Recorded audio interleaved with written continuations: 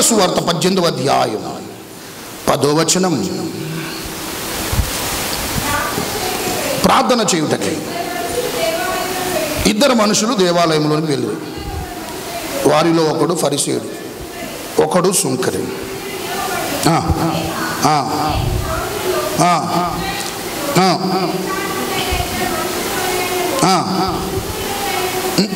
ఉన్నందుకు నీ కృతజ్ఞతాస్తుతులు చెల్లించున్నాను. చాలు చాలు చాలు చాలా. ఇక్కడ మనకు ఒక ఫరిసేయుడు కనపడుతున్నాడు. ఈ ఫరిసేయుడు పిరమిడ్లరా దేవుడు మందిరానికి వచ్చాడు. మరొక వ్యక్తి కూడా మందిరానికి వచ్చాడు. ఎవరైన పేరు? సుంకరి. అతని పేరు లేదు కానీ అతని వృత్తి ఉంది, సుంకరి. ఇప్పుడు ఈ ఫరిసేయుడు దేవుని సన్నిధిలో పిరమిడ్లరా ప్రార్థన చేస్తున్నాడు, సుంకరి ప్రార్థన చేస్తున్నాడు. రిజల్ట్ ఏంటి? ఎవరి ప్రార్థన ఆలకించాడు? ఎవరి ప్రార్థన ఆలకించాడు? చెప్పాలి. ఎవరి ప్రార్థన ఆలకించాడు? సుంకరి ప్రార్థనే ప్రభు యొద్ద నుండి ఏమొచ్చింది? సమాధానం వచ్చింది. అంటే దీన్ని బట్టి ఏంటంటే ఫరిసేయుడు చేసిన ప్రార్థన వినలేదా అంటే వినపడలేదా? దేవుడి కంటే చెవులు కలుగ చేసిన వాడు వినకుండునా అంటే అర్థం ఏంటి? వింటాడు. ఇక్కడికి చాలామంది వస్తారండి మందిరానికి. What are the intentions you have to coming before lord? నువ్వు దేవుడి కాడికి వచ్చేటప్పుడు నీ ఉద్దేశాలు ఏంటో ఎవరికి తెలుసు అంట? ఎవరికి తెలుసు? దేవుడికి తెలుసు. చాలా దృష్టిలో పెట్టుకోండి. నువ్వు ఒక పని చేస్తున్నావంటే మనిషికి అది ఒకవేళ కనపడవచ్చు, కానీ నీ దేవుడు పిరమిడ్లరా ఆ పని వెనకాల నీ మోటో చూస్తాడు. ఆ పని వెనకాల ఏం చూస్తాడంట? మోటో అంటే ఏంటి? కారణం. ఎందుకు చేస్తున్నావు?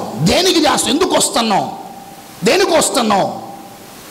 ఇది ఖచ్చితంగా హృదయాన్ని ఎరిగినటువంటి వాడు కాబట్టి ఇతడు చేసిన ప్రార్థన అది దేవుడు విన్నాడు.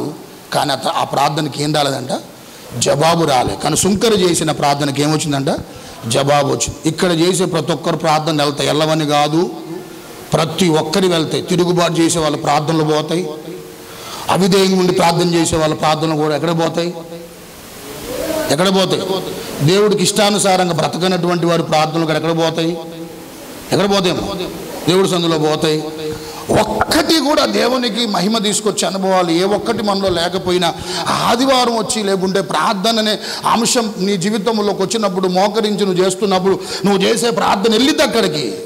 కానీ వాస్తవం ఏంటంటే, సత్యం ఏంటంటే అందరి ప్రార్థనలకు జవాబు రాదు. ఎవరి ప్రార్థనలకు వస్తుంది అని ఆలోచన చేస్తే కేవలం తన్ను తాను ఏం చేసుకున్నవాడు చెప్పాలా? సుంకరిలా ప్రభువా, ఐఎమ్ అన్వర్ది, ఐఎమ్ అన్ఫిట్. నేను ఈ మందిరంలో కానీ నీ తట్టు ఏంటంట చూడటానికి కానీ ఈ వాజ్ బీటింగ్ హిస్ బ్రెస్ట్ అంటండి. ఏం చేస్తాడు?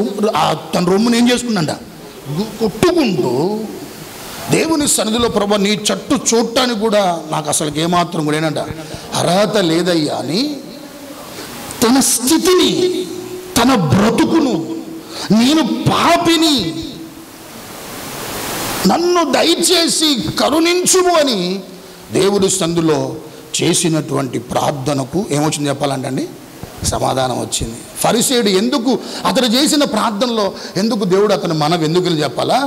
ఇతడు తన జీవితంలోకి వచ్చి మందిరానికి వచ్చి చేసిన ప్రార్థన ఏంటంటే, దేవా నేను చోరులు అంటే ఎవరు?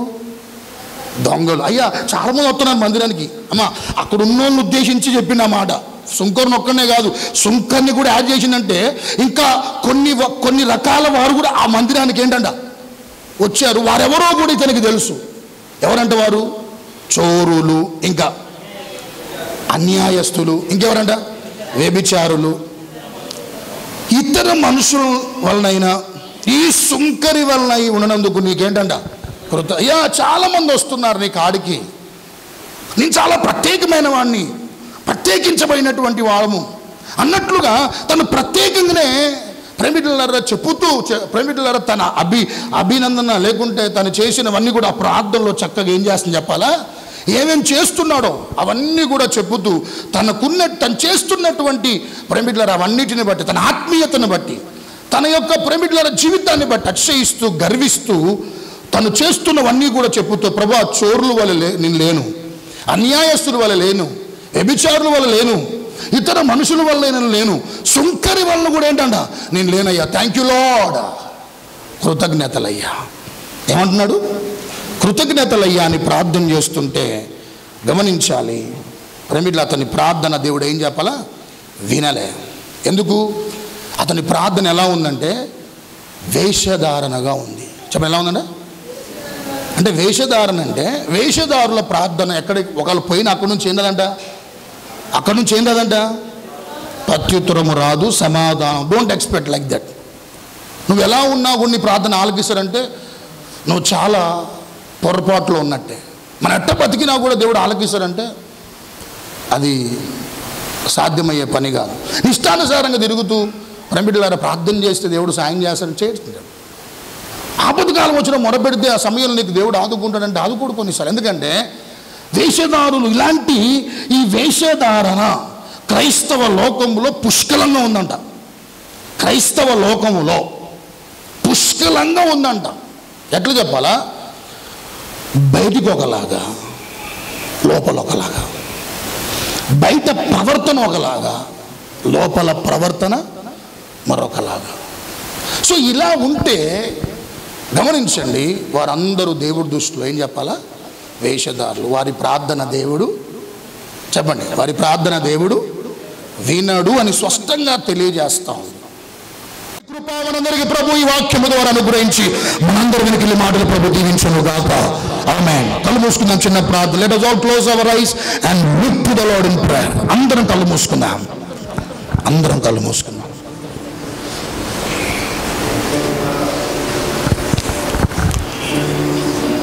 ప్రభువా ప్లీజ్ ఫర్గివ్ మీ, నేను పాపినయ్యా అని అడుగు ఒక మాట. అలాంటి వారిని ప్రభు కనికరిస్తాడు. సంగమ అవిధేయత తప్పు పెట్టుకొని ఇక్కడేదో మనం ప్రదర్శిస్తే జరగదది. మన తిరుగుబాటు స్వభావాన్ని కలిగి ఏదో ప్రభుని మెప్పిద్దామని ఏదో ఆరాధన చేసి జరగదది, జరగదది, జరగదది.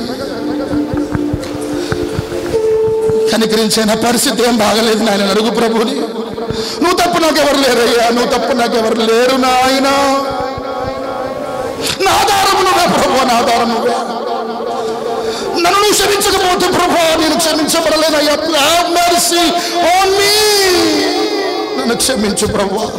సుంకర్లాగా నీకున్న భౌతికమైన పేరు, ఖ్యాతి, హోదా, పలుకుబడి, ఆస్తులు, అంతస్తులు, అందం, చదువు ప్రభు ఎద్దకు రాకుండా చేయకూడదు. ప్రభు ఎద్దకు వచ్చి నీ దండాన్ని అగపరిచేలా ఉండకూడదు, ఉండకూడదు. అలాంటి స్థితి వద్దు, అలాంటి జీవితం వద్దు, అలాంటి బ్రతుకు వద్దు. ప్రభు దగ్గరకు వచ్చినప్పుడు నేను బలహీనున్నయ్యా,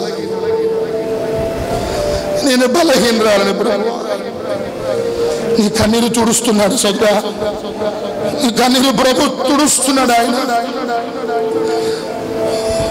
నీ కుటుంబము కట్టబడాలని ఏడుస్తున్నావు, నీ పిల్లలు మారాలని ఏడుస్తున్నావు, నీ అప్పులు తీరాలని ఏడుస్తున్నావు, నీ శరీరంలో ఉన్నటువంటి అనారోగ్యతను బట్టి ప్రభువును స్వస్థపరుస్తున్న ఏడుస్తున్నావు.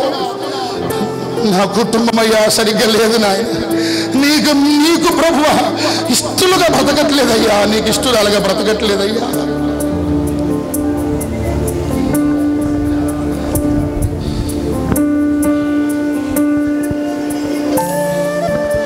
చేతులు ఎత్తారా? ప్రభు కనికరిస్తారు. సోదరా, నీ జీవితం ఎన్ని రకాలుగా, ఎన్ని విధాలుగా ముక్కలైనా ముక్కలన్నీ కూడా ఒక దగ్గరగా చేర్చి అందమైన వస్తువుగా మార్చగలుగుతాడు ఆయన. అందమైనటువంటి పరికరముగా మార్చగలుగుతాడు ఆయన. వాడబడే పాత్రగా వాడుకుంటాడు ఆయన. ప్రభుని అడుగు, ప్రభువా ఎన్ని రకాలుగా దెబ్బతినాలని రకాలుగా దెబ్బతిన్నాను, ఎన్ని రకాలుగా నా జీవితంలో నేను నష్టపోయాను, అన్ని రకాలుగా నష్టపోయి కూర్చున్నానయ్యా. నీకు అవిధేయుడు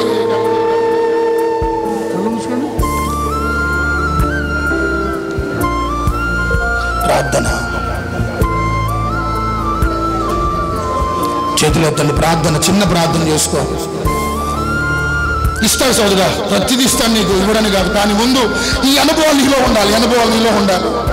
ఇవి ముందు ప్రామాణికంగా ప్రాథమికంగా ఇవి సరి చేసుకోవాలి. ముందు నీ ఆశీర్వాదాలకు ఇవే చాలా చాలా చాలా కీలకమైనవి, చాలా చాలా ప్రాముఖ్యమైనవి. నీ జీవితంలో ఏ కార్యమైనా ప్రభువుని పొందుకోవడానికి కొన్నిసార్లు నీ పరపతి దేవుని మనస్ఫూర్తిగా ఆరాధన చేయకుండా చేస్తున్నా, పక్కన పెట్టు, దాన్ని పక్కన పెట్టు, దాన్ని పక్కన పెట్టు. ఎందుకు? దానివల్ల ఏం ఉపయోగం నీకు? నీ చదువు మనసారా దేవుని శుద్ధించుకుని చేస్తున్నా, ఇక్కడికి వచ్చినప్పుడు అవన్నీ పక్కన పెట్టాలి. అవన్నీ దేవుడికి దూరం చేయొద్దు. అవన్నీ నువ్వు కలిగి ఉన్నావు. అవన్నీ ప్రభు ఇచ్చినవి కదా. ప్రార్థన చేతులెత్తిన బిడ్డలందరినీ నా దేవుడు ఒక్కొక్కరిని బలపరచును గాక. వారంతరంగములో ప్రభు గొప్ప ఆధ్యాత్మికమైనటువంటి చక్కగా ప్రభు జరగాల్సిన మార్పులు జరుగును గాక. నాయన ఇకనైనా మించిపోయింది ఏమి లేదయ్యా, ఇకనైనా ప్రభు దాటిపోయింది ఏమి లేదయ్యా. ఇప్పటికైనా ఈ క్షణంలోనైనా ప్రభు నేను అభ్యర్థుని నన్ను పరిగణించు, నన్ను కరుణించు అని గుండెలు అభిషేక బాధపడగలిగి ఈ సన్నిధానంలో పశ్చాత్తాపడగలిగితే మమ్మల్ని బలంగా వాడుకుంటావు, మమ్మల్ని బలంగా ఆశీర్వదిస్తావు. నీ చెయ్యి ప్రాంతంలో వింటావు, నీ చేసి స్థుతులు వాటిపై ఆశీర్గా ఉంటావు. మా యథార్థత, మా యొక్క నిజమైనటువంటి ఆధ్యాత్మిక అనుభవాలు నీ కార్యాలు మా జీవితాలు చూడగలిగేలా చేస్తుందని ఈ వాక్యం ద్వారా మాట్లాడ ప్రతి ఒక్కరిలో ఈ మాటలు ఫలించుగా.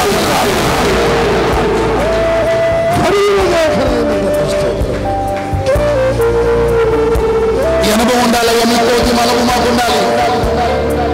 చెప్పాలి, గర్వంగా చెప్పాలి. మాకున్న భౌతిక పరిస్థితులు బట్టి మేము దేవుడి బిడ్డలను కొన్నిసార్లు కొన్ని చోట్ల చెప్పుకోవట్లే. అది కాదు క్రైస్తవుడు అంటే. ఎక్కడున్నా సగర్వంగా ప్రభు కొరకు, ప్రభు మహిమార్థమై దేవుడు నమ్ముకున్నా, నా ప్రభు నా కొడుకు లోకానికి వచ్చినని చెప్పగలిగే బహిరంగ విశ్వాసులుగా మీ ముందుగాక. అలాంటి వారి ద్వారా నీకు మహిమయ్యా, అలాంటి వారి ద్వారా నీకు ఘనత ప్రభు. చాలా మంది మేము దేవుడిని నమ్ముకున్నామని చెప్పుకోలేని చాలా మంది ఉన్నారయ్యా. వారి స్నేహితులు కానీ, తోడబుట్టిన వారి కానీ, రక్త సంబంధాలు కానీ ఇంకా రహస్యంగా వెంబడిస్తున్నటువంటి చాలా మంది ఉన్నారు. అలా ఉంటే నీకు మహిమ రాదు. అనుభవాలు మాట ఇచ్చేసి యేసు నామములో అడిగి వేడుకుంటున్నాను మా తండ్రి.